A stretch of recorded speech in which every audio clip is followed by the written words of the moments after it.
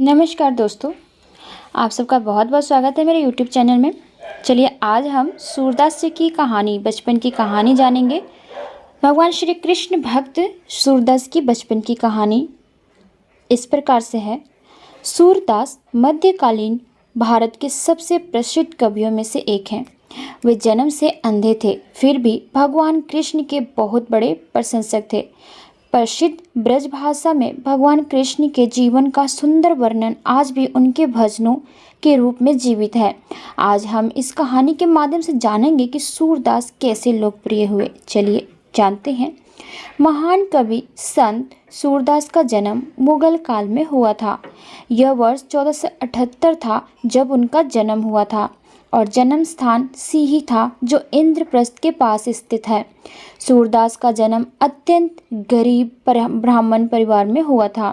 सूरदास के 3 बड़े भाई थे और उनके परिवार की स्थितियों के चलते अक्सर उन्हें नज़रअंदाज किया जाता था।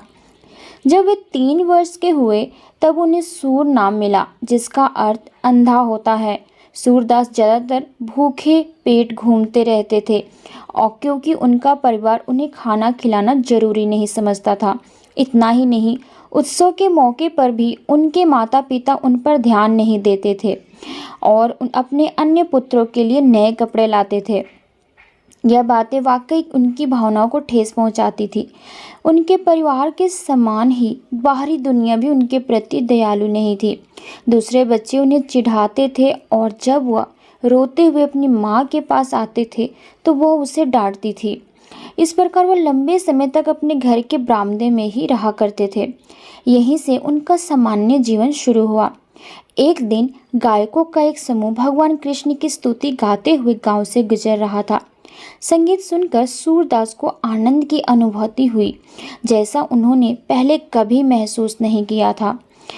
भगवान कृष्ण के भजनों की खुशी में वह अपना अंधापन भूल गए और खुद से वादा किया कि एक दिन मैं गाना सीखूंगा। हालांकि जब सूरदास ने अपने पिता से अपने भाई के साथ ही उन्हें पढ़ना और लिखना सिखाने के लिए कहा तो उनके पिता ने कहा, चले जाओ, तुम अंधे हो, तुम पढ़ नहीं सकते। ऐसे ही कुछ दिन बीत गए और गायकों का एक और समूह भजन गाते हुए और भिक्षा मांगने के लिए गांव से गुजर रहा था। जब वे सूरदास के घर से गुजर रहे थे तो वह उनके साथ हो गए।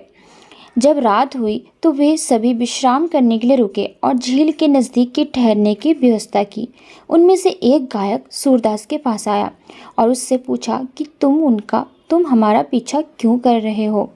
उत्साहित होकर सूरदास ने उत्तर दिया, मैं गाना सीखना चाहता हूँ। गायकों के समूह ने उन्हें खाना खिलाया और सो गए।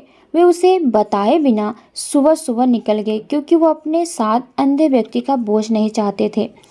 अपने घर से बहुत दूर होने के कारण सूरदास को नहीं पता था कि कहाँ जाना है, इसलिए वो पास के एक पेड़ के नीचे बैठ गए और भगवान का भजन गाने लगे।